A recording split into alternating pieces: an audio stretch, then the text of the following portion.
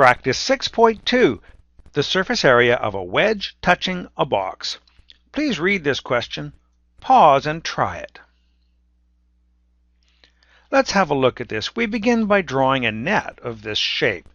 There is a gray rectangle base. Let's begin with that.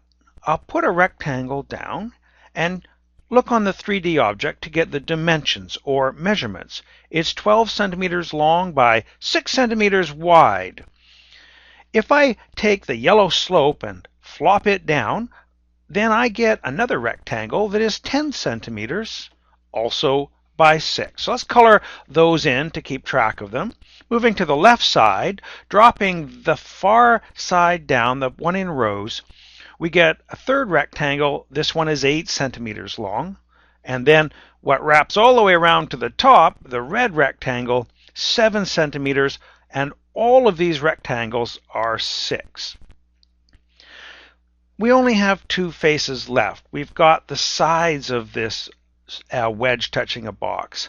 And each of those sides is composed of a rectangle and a triangle fused together.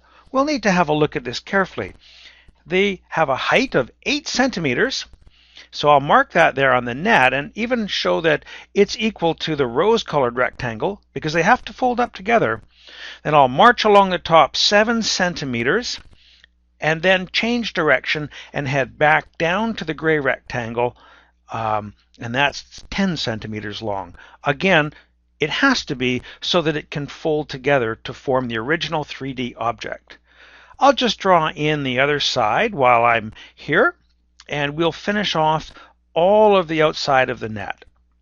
I should probably write in a few more markings just to show which parts are equal. On the horizontal line there with 4 marks, all of those rectangles are 6 centimeters. A couple more with 8, 7. Now the triangle whose base we're going to need is 5 because that's 12 minus 7. That 5 was not written on the original diagram, so we had to figure that out. But now we have our net, and it's done. That allows us to now calculate the area of each part of the net before we add them together. Let's just write the areas inside each of the faces. Starting with the red face, it's 6 by 7, so that's 6 times 7, or 42. Centimeters squared is the area, 42. The pink is 6 by 8, and so its area is 48. Now the gray rectangle, the full length of it is 12. So 12 times 6 is 72, and the final area along the middle there is 60.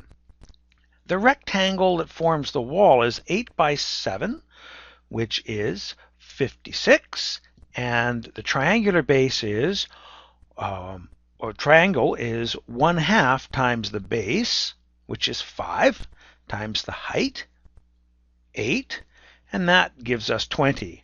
I'm running out of room in my diagram. I've just tucked it in there. I think I'll need to come back and highlight that. Why don't I do that now?